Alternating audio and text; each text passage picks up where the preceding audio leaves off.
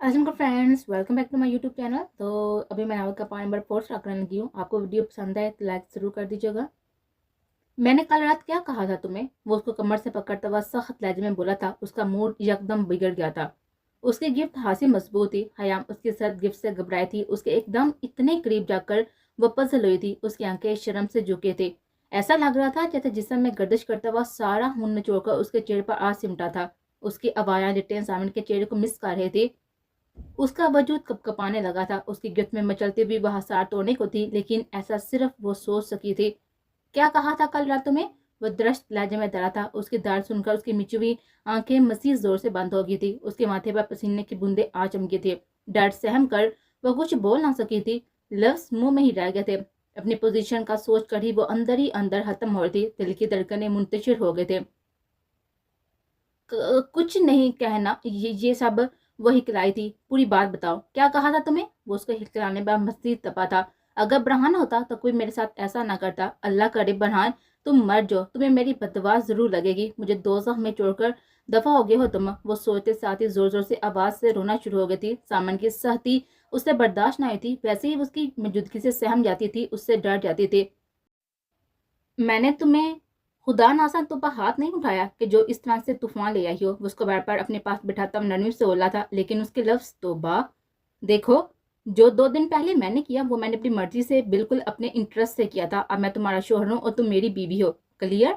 वो उसका कपकपाता हुआ गुलाबी गुदास हाथ थमता और सहलाता हुआ बोला था। और जामन की नजर उसके मामूली हाथों पर थी, जो कि छोटे छोटे काफी खूबसूरत थे, जबकि कलाइयां बिल्कुल हाल थी। ना ही उंगलियों में कुछ था। जामन का दिल किया था कि उसके हाथों में बहुत सारी चूड़ियां और रिंग्स देखे। मेरे बिहेवियर को हमेशा सीरियस लेना। मैं बिल्कुल मजाक करने का आदी नहीं हूँ। अगर कोई मसला है तो सीधा मुझसे बात करो। अपने आप को सही गलत साबित करने की कोशिश मत करना। उसका थामा हुआ हाथ अपने देखते हुए लबू से लगाता बोला था, और हयाम की कुर्बत उसे मदहोश करती। उसका चमकता दमकता हुआ रूप देखकर वो पागल सा हो गया था। इतनी सादगी में भी वह इतनी कशिश रहती थी कि सच से सच चीज को पिघला सके। यहाँ भी यही हुआ था। हयाम उसका लम्स पाकर पीछे को हुई थी। उसके जिस्म में करंट की लहर दौड़ी थी। सामन जो आंखें बंद किए हुए उसके हाथ को चूम रहा था, उसे महसूस कर रहा था। उसका यूं दूर जाना, खुद को शर्माना बहुत ही नागवार सा गुजरा था। ये सब ये सब नहीं करें। वो न जाने क्यों अपने हाथ की पूंछ को जहां पर जामिन ने अपने होंठ रखे थे उस जगह साफ करते बोली, और जामिन को उसका दिमाग अपनी जगह पर नहीं लगा था। मगर क्यों? हमारी शादी हुई है, तुम मेरी बीवी हो। वो मजीद करीब होकर सारा फासला खत्म करके उसका दुपट्टा जो कि हयाम के माथे पर था उसको हटाकर बोला, और उसके बालों को छूकर अपने चेहरे के करीब लाया था।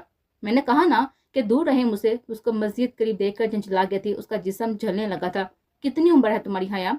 वो एकदम पीछे होकर बैठ गया था। बहरहाल उसका कहा वो मान चुका था। 19।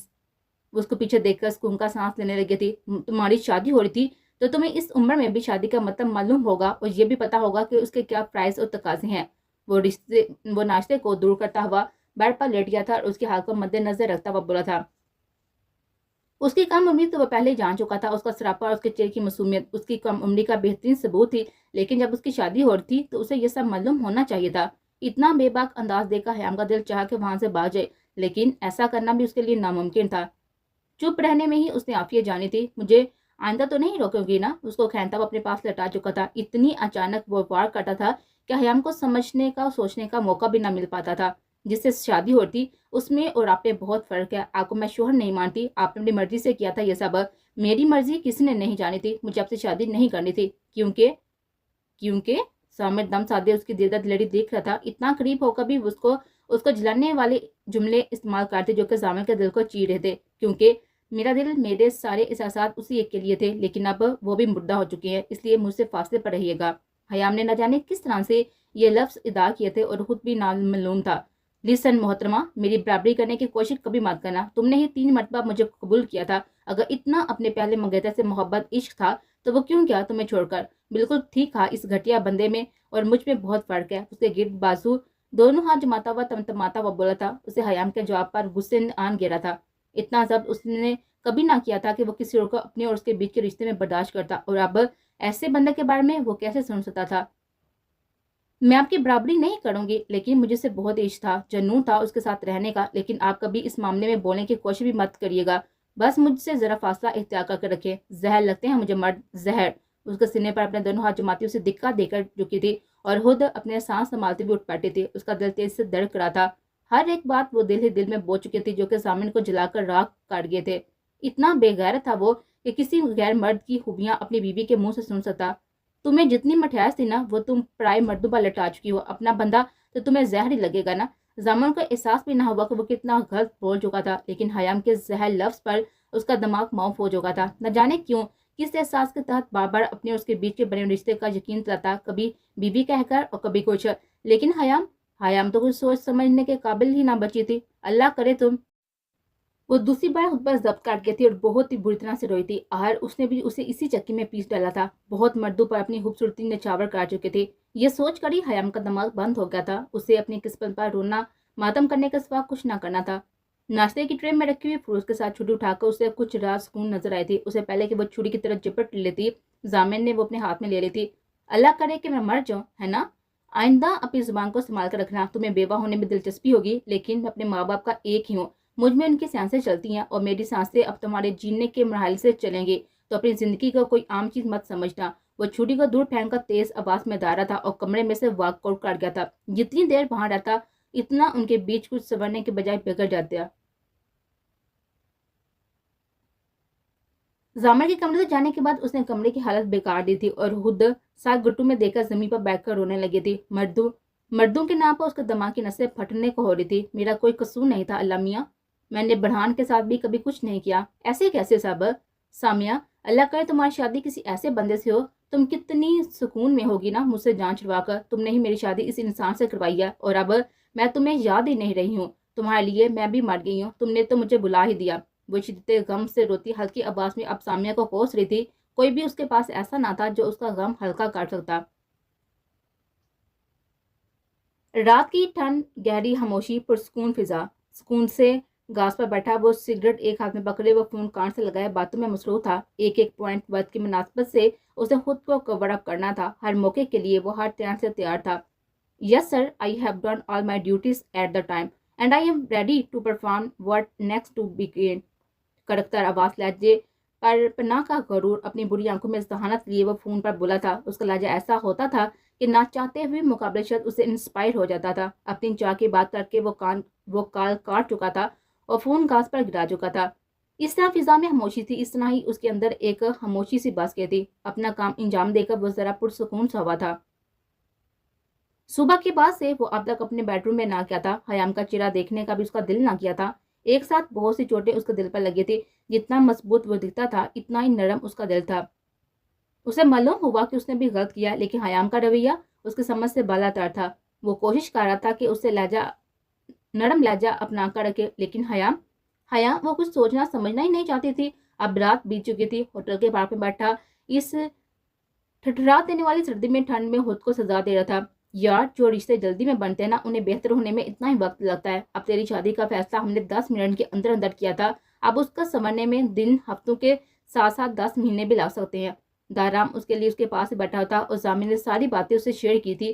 بہت سوچ سمجھنے کے بعد دارام اسے بولا تھا، تمہیں معافی مانگنی چاہیے. تم اتنے جاہل نہیں ہو کہ تم اپنی 2 دن کی بیاہی ہوئی بیوی پر اس قدر گھٹیا اور چیپ الزام لگاؤ. مجھے بہت ہی برے لگے ہو آج تم.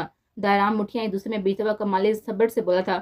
یار دارام، میں سچ میں الجھ گیا ہوں. وہ مجھے زج کرتی ہے. میں اتنا کمزور طبیعت کا مالک نہیں ہوں کہ اس طرح کا جنگلیوں والا برتاؤ کروں. بس وہ مجھے آزماتی ہے. وہ اتنی بڑی ہے نہیں جتنی بڑی باتیں کرتی ہے. اسے اپنی صفائی میں کچھ بولا تھا. تو اس بات کا دھیان رکھ لو میرے بھائی کہ وہ تم سے 8-9 سال چھوٹی ہے. تمہاری سوچ اور اس کی سوچ میں بہت ہی فرق ہے.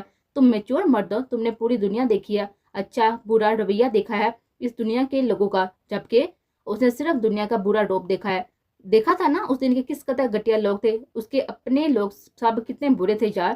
کوئی بھی تو نہیں تھا نا صحیح، سب درندے تھے. تو وہ کس طرح سے نارمل بیہیو کرے گی تمہارے ساتھ. تم کچھ فاصلہ قائم رکھو. وقت دو خود کو اور اس کو بھی. اگر وقت نہیں دے سکتے، مجھے پتا ہے زیادہ دور نہیں رہا جا سکتا، لیکن تم محسوس تو کرواؤ کہ تم ان جیسے نہیں ہو، ان سب جیسے نہیں ہو. تم سب سے مختلف ہو. اس کی عقل میں نہ جانے کیا کیا گسارا تھا، لیکن ضامن کو کیا معلوم کہ وہ سمجھے گا کہ نہیں.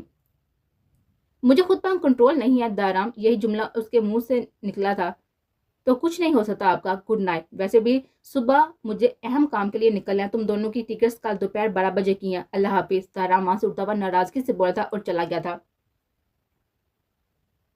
दाराम के जाने के बाद आधे घंटे बाद वो अपने बेडरूम में आया था। अभी ढेर सारे काम उसने करने थे, लेकिन उससे पहले उसे खुद को हल्का फुल्का करना था। अच्छी तरह सोच लेने के बाद वो कमरे में दाखिल हुआ था। वेटर को कहकर वो रूम में खाना भिजवा चुका था ताकि हयाम तनावल फरमा ले, लेकिन उसे ये भी मालूम था कि वो बिल्कुल भी खाने के करीब नहीं गई होगी। कमरे का दरवाजा लॉक करने के बाद उसने कमरे में देखा जो पूरी तरह से बिखरा हुआ था। कोई भी चीज अपनी जगह पर नहीं थी, लेकिन बेड बिल्कुल सही था और वो मजे से बेड पर कमरे में घुस के सोई हुई नजर आई थी। वो ना चाहते हुए भी मुस्कुरा दिया था। कमरे की एक एक चीज जिस तरह से जगह पर ना थी, वो समझ गया था किस तरह से बुरी तरह गुस्सा उतारा गया है। सबसे पहले उसने अलमारी खोली थी। हयाम अपनी सारी पैकिंग की थी। अपने लैपटॉप डिवाइसेस सूटकेस में रखने के बाद उसने सूटकेस को लॉक किया था। ये काम निपटाने के बाद वो बाथरूम नहाने के घर से चला गया था। 20 मिनट के बाद वो अच्छी तरह से थकान उतारता हुआ टॉवल गर्दन में डालता हुआ कमरे में आया था। ब्लैक ट्राउजर में बिना शर्ट के वो शीशे के सामने खड़ा बाल बना रहा था। लाल शर्ट पहनने दोनों हाथों से बटन बंद करता वो बेड के करीब आया था और झुक कर उसको देखा था। उसे गहरी नींद में लगी थी। इन 2 दिनों में से ये मालूम हुआ था कि वो नींद की बहुत ही पक्की है। उसके चेहरे को भागकर वो देखने लगा था जहाँ पर गालों पर आंसू के निशान थे।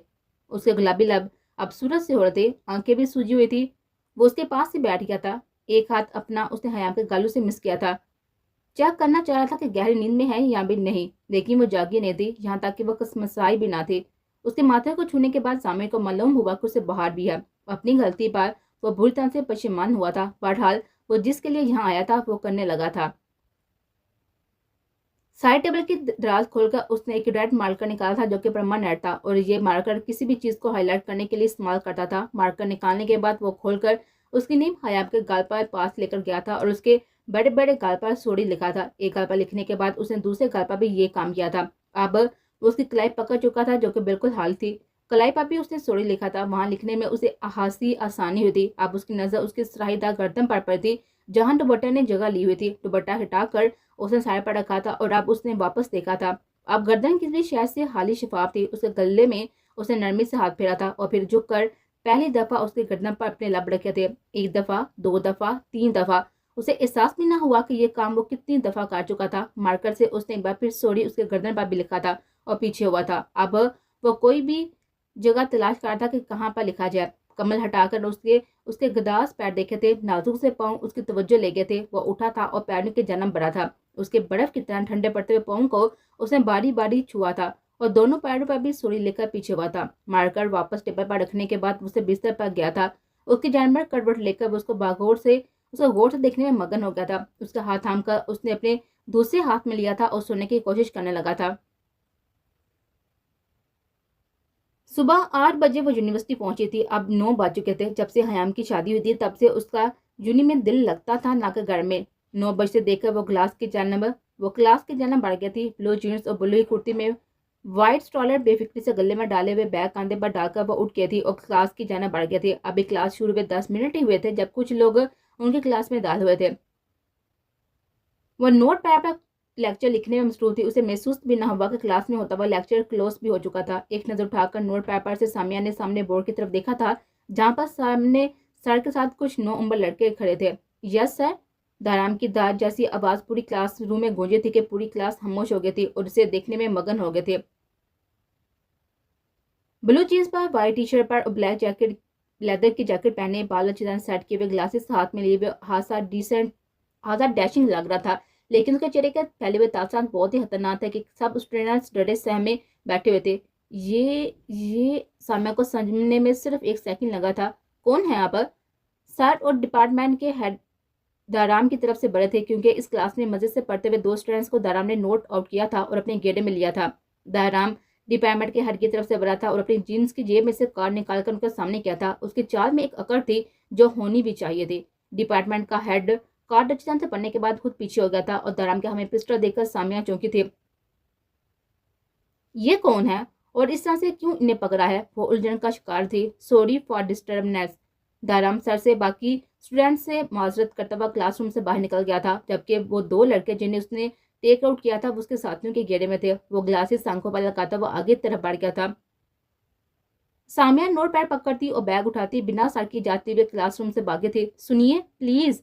वो तेजी से भागते हुए यूनिवर्सिटी के गेट की तरफ बढ़ी थी, लेकिन वो उसे बीच रास्ते में डिपार्टमेंट के एक कॉर्नर पर मिल गया था जो कि बिल्कुल सुनसान था। स्टूडेंट्स वहां पर कोई ना था। अरे फिर लिखा कुछ करके मुल्क की हिदमत करो। अरे पढ़ लिख कर कुछ करके मुल्क की खिदमत करो, तुम लोगों को शर्म नहीं आती? तहराम के एक जोरदार थप्पड़ इस लड़के के मुंह पर मारा था और थप्पड़ की शिद्दत इतनी तेज थी कि वो लड़का घूम गया था। सामिया ये मंजर देखकर दहल गई थी। उसके क्लास फेलोज को लेकर यहाँ पर क्यों आया था और क्यों उनको मारा था, उसे समझ ना आया था। एक्सक्यूज मी, बहरहाल थोड़ा सा आगे मजीद बढ़ती उसके पीछे खड़ी हुई एतमाद से बोली थी। नस्वानी सवाल पर वो पीछे मुड़ा था और भूए भूमे चढ़ाकर आंखों पर से स्याह चश्मा हटाकर उसे सामिया को देखा था। गोरी रंगत पर बूढ़े बाल बहुत ही जचते थे। भरपूर पर्सनालिटी लिए उसके सामने था। पिस्टल उसने वापस जैकेट में डाले थे। या वो आरी निगाहें करता हुआ पीछे खड़े अपने साथियों को हाथ से इशारा करते वहां से जाने का बोल चुका था। वो मैं जब सब लोग वहां से गए तो सामिया अटक सी गई थी। उसकी पर्सनैलिटी और गहरी निगाहों से वो कंफ्यूज हो गए थे। कौन मैं? वह उल्टा उसको मजीद फंसा रहा था। मैं हयाम की दोस्त हूँ। वो हाथ उसके सामने बढ़ाती हुई शेक हैंड करने के लिए हल्की सी मुस्कुराहट से जाकर बोली थी। कौन हयाम? उसका सामने हाथ देख कर पीछे हुआ था। शेक हैंड करना उसे गुवारा नहीं किया था और सामिया को न जाने क्यों इंसल्ट महसूस हुई थी। हयाम, वो आपके दोस्त सामन, उसकी बीवी हयाम, जिससे उन्होंने शादी की थी, उनकी दोस्त। वो अपनी तरफ से पूरी कोशिश करती अच्छी तरह से समझा चुकी थी। इतना कोई डैश इंसान है ये, 2 दिन में मुझे भूल गया? क्या मेरी शक्ल इतनी बुरी है कि उसे याद ही ना रहा? मेरी ब्यूटी तो लोगों को हमेशा याद रहती है। 2-4 गलत लफ्जों से नवाजती वो उसको दिल में 10 सुना चुकी थी। सॉरी, मुझे नाम नहीं पता आपके दोस्त का, लेकिन मैं पहचान गया हूँ कि आपको वो चेहरे पर संजीदगी तारी करते हुए बोला था। सदा शुक्र है अपने दोस्त का नाम याद है। वो जैसे एहसान करती उसे बोलती, अल्हम्दुलिल्लाह, जिगर है मेरा, बीट है मेरी, याद तो होगा ना? वो तंजिया मुस्कुराहट लाए हुए बोला था। हाँ तो हयाम भी मेरी, अल्हम्दुलिल्लाह, जिगर, दिल, बीट, लंग्स, फेस की फ्रेशनेस, नाइट क्रीम, रातों की नींद, सुबह का नाश्ता और मेरी डाइट, मेरा फ्रेश जूस, सब कुछ वही है। कहाँ छुपा कर रखा है उसे आप दोनों ने? वो उसके ये सब्र का पैमाना लबरेज हो गया था। हमने कब छुपाया है? आपने खुद हमारे हवाले किया था। वो तंग आकर बोला था। तो हवाले किया था ना, उसका मतलब ये नहीं था कि बीच ही दिया है आपको। मैंने कितनी कॉल्स की आपके दोस्त को, लेकिन मजाल है कि कोई मेरा फोन उठा ले, देखे मुझे मेरे दोस्त से मिलवा दे, वरना मैं कोर्ट चली जाऊंगी। हाँ, वो जज्बात व गुस्से के आलम में बोलती। मतलब आप कानून को हाथ में लेंगी? उसकी बातों में दिलचस्पी एहतियार करता हुआ मजे से बोलता। हाँ, ऐसे ही करूंगी मैं। वो इस बात में सर हिलाकर एतमाद से बोलती। अच्छा, वहां जाकर क्या कहोगी? वो बेएहतियात बोला था। मैं जो भी बोलूं इससे आपको मतलब नहीं होना चाहिए। इससे पहले आप कानून के हाथों लगे तब तक मुझे हयाम से मिलवा दें। जानती है ना कि कानून के हाथ कितने लंबे होते हैं? वो एक नई बात उसके इल्म में इजाफा करके बोलती और दराम की हैरत की ज्यादा से कंग रह गया था। हाँ, कानून के हाथ तो बहुत ही लंबे होते हैं, बिल्कुल करेक्ट। मेरे हाथ भी बहुत ही लंबे हैं। वो हाथ सीने पर बांधता हुआ उसकी आंखों में देखा बोलता। हाँ तो मैं जा रही हूँ ना फिर। आप हयाम का पता दें मुझे, बस मेरे पास वक्त नहीं है आपसे बात करने का। मेरी क्लास लेट हो रही है। वो लिए दिए अंदाज में बोलती। आपकी हयाम आप कराची में है, यहाँ होती तो मैं जरूर मिलवा देता। वाट? मेरी दोस्त को कराची भेज दिया? वो वहीं जमीन पर बैठती हुई सर हाथों में थामती बोलती, जैसे ना जाने क्या हो गया हो।